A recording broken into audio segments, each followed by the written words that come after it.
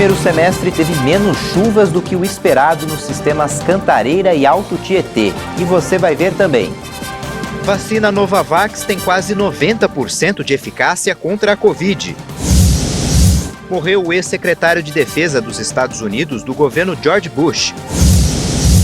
A partir de hoje, o INSS pode bloquear a aposentadoria de quem não fez a prova de vida. Para facilitar a imunização, cidades estão aplicando a vacina de dose única da Janssen em moradores de rua. Você vai ver a partir de agora. Olá, boa tarde. A partir de hoje, o INSS pode bloquear o benefício de quem perdeu o prazo para fazer a prova de vida. O calendário para regularizar a situação vai até dezembro. A prova de vida voltou a ser obrigatória no mês passado para aposentados e pensionistas. De acordo com o calendário, os segurados que não fizeram o procedimento em março e abril de 2020 podem ter o benefício suspenso até regularizar a situação. Se o beneficiário perdeu o prazo, vai precisar pedir a reativação do benefício de forma remota, através do site ou do aplicativo Meu INSS. E após preencher o requerimento online, o beneficiário deve comparecer ao banco para concluir a realização da prova de vida. Ela tem o objetivo de evitar fraudes e pagamentos indevidos, garantindo a manutenção do benefício. Desde março de 2020, a exigência da prova de vida estava suspensa pelo INSS por causa da pandemia. Quem precisava provar que estava vivo em maio e junho do ano passado vai poder fazer o procedimento até 31 de julho. O cronograma da prova de vida vai até dezembro deste ano. A Caixa Econômica Federal liberou hoje para saques e transferências a terceira parcela do auxílio emergencial para os nascidos em janeiro. A próxima parcela do auxílio para esse grupo vai ser paga no dia 23 de julho. Um estudo apontou que a vacina da empresa americana Novavax tem eficácia de quase 90% contra a Covid-19. Os resultados do estudo de fase 3 mostraram que a vacina Novavax tem eficácia de 89,7% contra a Covid-19. Os dados foram publicados na revista científica The New England Journal of Medicine. Os resultados de outras etapas da pesquisa já haviam demonstrado segurança e uma alta resposta imune nos voluntários. Participaram dessa avaliação adultos com idades entre 18 e 84 anos que tomaram as duas doses com um intervalo de 21 dias. Os voluntários eram de 33 locais do Reino Unido. Quase um terço do total tinha mais de 65 anos e cerca de 44% deles apresentavam alguma comorbidade. 10 pessoas entre o grupo de vacinados foram infectadas pelo coronavírus, mas nenhuma morte foi registrada e ninguém precisou de hospitalização. Uma análise posterior mostrou uma eficácia de 86,3% contra a variante alfa do Reino Unido e de 96,4% para as outras versões do vírus. O Brasil voltou a registrar mais de 2.000 mortes por Covid-19 em 24 horas, mas a média móvel de óbitos está em queda. O Brasil confirmou mais 2.081 mortes pelo novo coronavírus de um dia para o outro. Com isso, o total subiu para 518.066 vítimas da doença no país. Também em 24 horas, foram registrados mais 43.836 novos casos. Os diagnósticos por Covid já chegam a mais de 18.557.000. O Ministério da Saúde informou que a média móvel de mortes é de 1.565 vítimas diárias. Esse número é 23% menor do que há 14 dias e é o mais baixo desde o dia 8 de março. Já a curva de novos casos acentuou a queda e está em 55.323 confirmações diárias.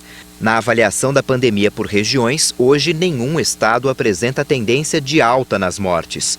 11 estados registram estabilidade: Alagoas, Amazonas, Espírito Santo, Goiás, Maranhão, Mato Grosso, Piauí, Roraima, Santa Catarina, São Paulo e Tocantins. E em queda estão 16 unidades da federação: Acre, Amapá, Bahia, Ceará, Distrito Federal, Mato Grosso do Sul, Minas Gerais, Pará, Paraíba, Paraná, Pernambuco, Rio de Janeiro, Rio Grande do Norte, Rio Grande do Sul, Rondônia e Sergipe. E o Brasil já passou de 101 milhões e 167 mil doses de vacinas aplicadas. Os estados que mais vacinaram a população são São Paulo, Mato Grosso do Sul e Rio Grande do Sul. De acordo com o Ministério da Saúde e as secretarias estaduais de saúde, mais de 74 milhões e meio de brasileiros tomaram a primeira dose, o que equivale a 35,1% da população. Mais de 26 milhões e 640 mil pessoas, ou 12,5% da população, receberam a segunda dose ou a dose única. De um dia para o outro, foram aplicadas mais de 1 milhão e 315 mil doses. A Câmara dos Vereadores do Rio de Janeiro, numa decisão unânime, cassou ontem o mandato do vereador Jairinho. Foi a primeira vez na história que um vereador teve o mandato cassado na Câmara do Rio. Com uma abstenção, 49 vereadores votaram a favor da perda do mandato de Jairo Trenche Gonçalves, conhecido como Jairinho. Ele está preso e é réu no caso da morte do enteado Henri Borel, de 4 anos, em 8 de março. Durante a sessão, alguns vereadores destacaram o parecer do executivo da área de saúde, que afirmou que o doutor Jairinho tentou evitar que o corpo fosse levado para o IML, o que configuraria tráfico de influência. A defesa argumentou que o processo criminal contra o ex-vereador não transitou em julgado, ou seja, o processo ainda não terminou. O ex-parlamentar também responde na polícia pelas agressões e tortura a outras 2 crianças. Jairinho era do Solidariedade, mas foi expulso do partido no dia em que foi preso. A onda de frio segue forte pelo sul do país. O primeiro dia de julho começou com temperaturas negativas em mais de 20 cidades em Santa Catarina e teve até geada.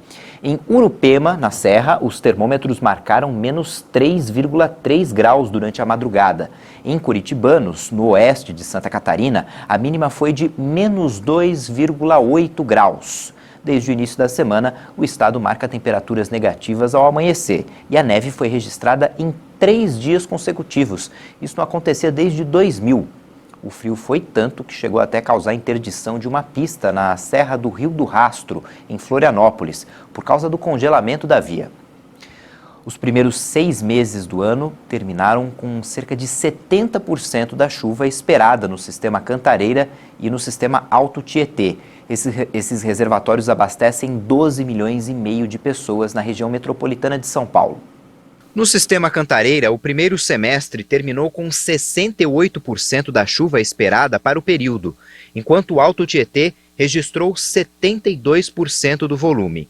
A tendência continua de seca nos próximos meses, o que pode significar uma possível crise de abastecimento para o ano que vem.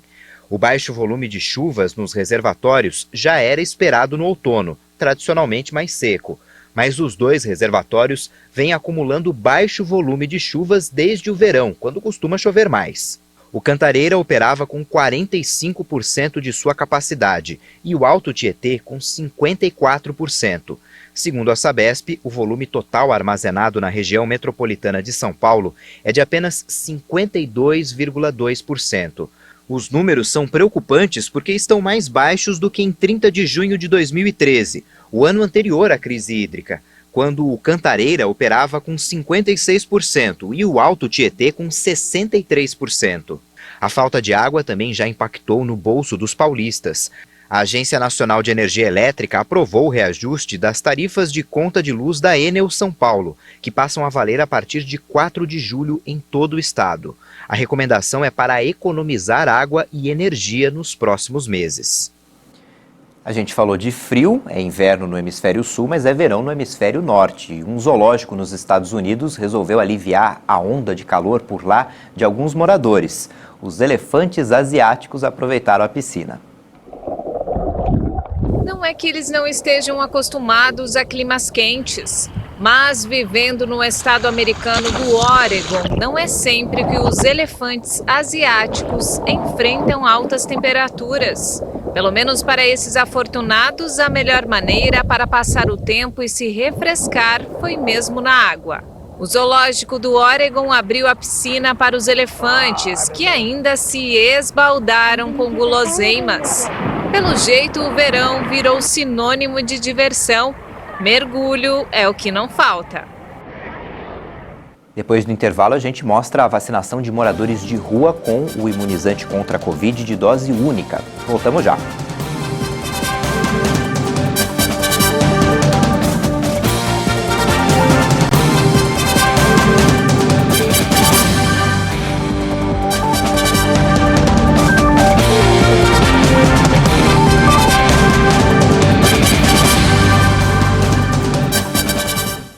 CPI da Covid ouve hoje o vendedor autônomo Luiz Paulo Dominguete, representante da empresa Davat.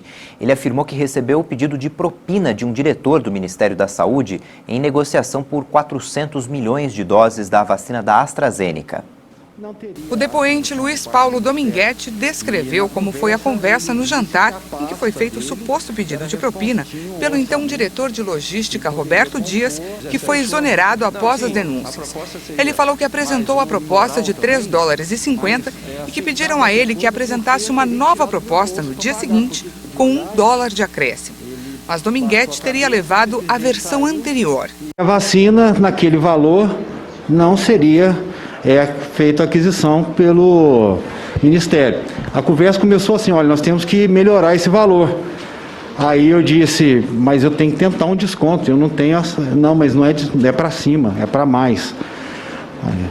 E aí se pediu-se, porque tinha que se compor dentro do Ministério, e se pediu o acréscimo de $1 por dose. Eu já de imediato já disse que não teria como fazer.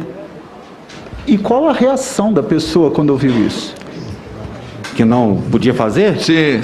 Ficou assim, o clima da mesa mudou, e aí logo se encerrou o jantar lá, e no final ele pensa direitinho que amanhã eu vou te chamar no Ministério com uma nova proposta. Queria que eu levasse a proposta já com os 4,50.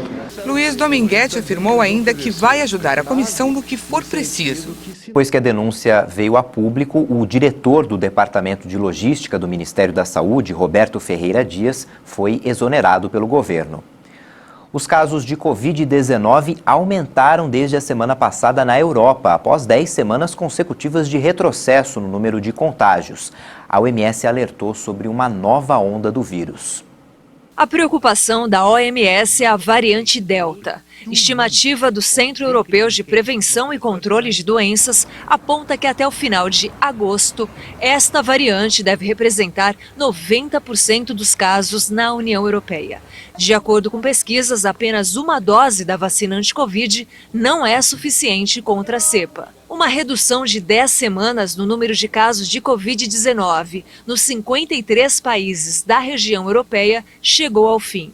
Na semana passada, o número de casos aumentou 10%, impulsionado pelo aumento de viagens, reuniões e a flexibilização das restrições sociais. Para a organização, apenas a disciplina dos cidadãos pode evitar uma nova onda.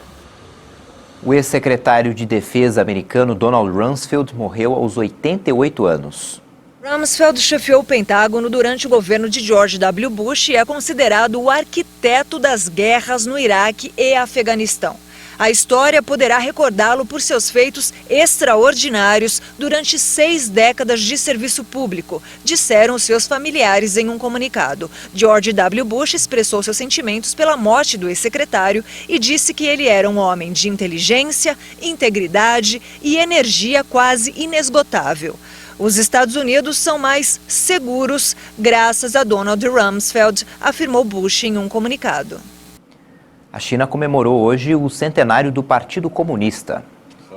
O mais poderoso líder da potência asiática em décadas lembrou no auge das celebrações do aniversário que o tempo de opressão havia terminado.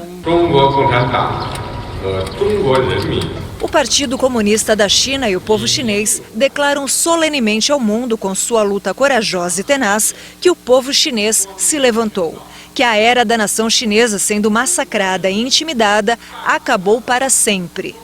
Fundado por militantes em julho de 1921 em Xangai, o Partido Comunista lidera a segunda potência mundial e tem a firme intenção de continuar se impondo no cenário internacional.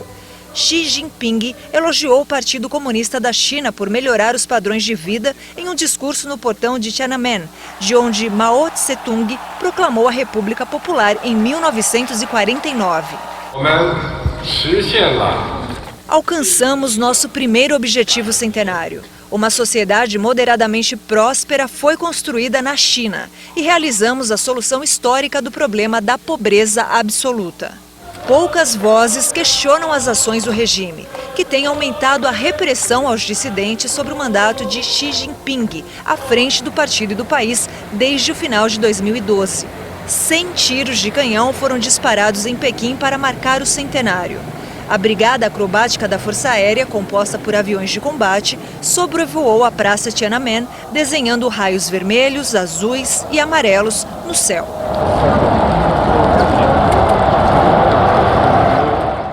Uma pessoa morreu depois da explosão de um caminhão num posto de combustíveis em Rio Claro, no interior de São Paulo.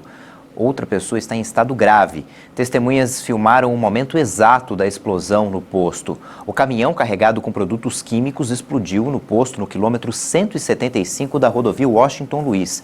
Pelo menos 10 caminhões foram atingidos pela explosão e pegaram fogo também. Segundo a Defesa Civil, o impacto dessa explosão que você viu aí causou danos no restaurante próximo ao local e em casas da região, num raio de aproximadamente 15 quilômetros. Em várias cidades do país, os moradores de rua estão recebendo a vacina da Janssen. É uma escolha estratégica. O grupo, considerado de alto risco para a contaminação pela Covid-19, é um dos que tem mais dificuldade para completar a vacinação em 2 doses. E o imunizante norte-americano é aplicado em dose única. Às vezes é tratado com nem bicho. Há 4 anos ela vive na rua. Não é fácil, não é brincadeira. Nossa, você passa por cada coisa, nossa, é humilhação. Às vezes é medo, às vezes você não tem um lugar para dormir, às vezes está chovendo, você não... Nossa, é horrível. Mas aos 56 anos, a Rosângela ainda sonha. O sonho é ter minha barraca. Eu não tenho dinheiro para pagar uma licença, e nem o pão. Né? Como que eu vou montar minha barraca se eu não tenho essas condições? Um sonho que ficou ameaçado pela pandemia do novo coronavírus. Um estudo feito nos Estados Unidos aponta que a mortalidade pela Covid-19 de pessoas em situação de rua pode ser até 10 vezes maior do que no restante da população. A falta de higiene e a dificuldade em manter o isolamento social aumentam muito o risco de contaminação. Segundo o levantamento, em um grupo de 1.000 moradores de rua, o índice de contaminação registrado foi de 46 casos. No grupo de 1.000 pessoas que vivem em residências, esse número caiu para menos de 2 casos. A cidade de Mogi das Cruzes, na Grande São Paulo, se tornou referência no trabalho com moradores de rua durante a pandemia. O atendimento acontece nesse centro de acolhimento. Cerca de 200 pessoas estão cadastradas e são acompanhadas diariamente. Todos os dias são realizados testes de sangue para saber se a pessoa está contaminada. O resultado sai em apenas 10 minutos. Mas a parte mais importante desse trabalho é a vacinação. E para garantir que todos sejam imunizados, uma van leva os moradores de rua até os locais onde a vacina é aplicada. Em todo o estado de São Paulo, mais de 400.000 pessoas receberam a dose, mas não voltaram para tomar a segunda. E um dos públicos que tem tido mais dificuldade para completar a imunização são os moradores de rua. Por isso, esse grupo foi escolhido estrategicamente para receber a vacina norte-americana Janssen, que é em dose única. Público de difícil acesso, porque como ele não tem uma moradia fixa, fica difícil garantir a segunda dose, né? Então, essa modalidade de uma aplicação única, né, da vacinação em dose única, favoreceu muito, né, essa condição de vida que eles têm, né, de difícil localização para a segunda dose, que ficaria difícil de garantir a segunda dose para esse público. Mas aqui no posto de vacinação, nossa reportagem presenciou as dificuldades do trabalho com os moradores de rua. Do grupo que veio na van, 2 deles acabaram fugindo e não tomaram a vacina. Ah, e lembra da Rosângela? Aquela do começo da reportagem? Ela veio com o grupo, mas não sabia o número do CPF. E o documento é necessário para a vacinação. A falta de documento é comum, né, eles não portarem o documento, e a gente precisa fazer busca, né, no sistema, encontrar a numeração correta para garantir que ela ocorra. E quando a pessoa vem ainda estando um pouco sob efeito de substância, ela evade, ela recusa o procedimento, é bem complexo. A base de tudo é a confiança, né? Ganhar a confiança dela. Para todo o trabalho com a população de rua, ela necessita dessa formação de vínculo. Mas para Rosângela a história teve um final feliz. Como a Secretaria de Assistência Social faz o cadastro dos moradores de rua, os assistentes sociais conseguiram descobrir o número do CPF. E ela, enfim, pôde ser vacinada. Obrigado. Bom, agora você está imunizada, está segura agora. Qual que é a sua sensação? Alegria. O Brasil enfrenta amanhã o Chile pelas quartas de final da Copa América. E o zagueiro Thiago Silva falou sobre essa partida. Vamos ver o que ele disse na entrevista coletiva. Não tenho dúvida que vai ser um confronto muito difícil, muito complicado de ser jogado, mas o mais importante de tudo é que a gente está super preparado para enfrentá-los e tentar neutralizar as principais jogadas ofensivas deles para que a gente possa ter sucesso nesse confronto. Quem vencer o confronto das quartas de final terá pela frente nas semifinais o vencedor do duelo entre Peru e Paraguai, que se enfrentam também na sexta-feira em Goiânia. Um carro voador está fazendo sucesso na Eslováquia, na Europa.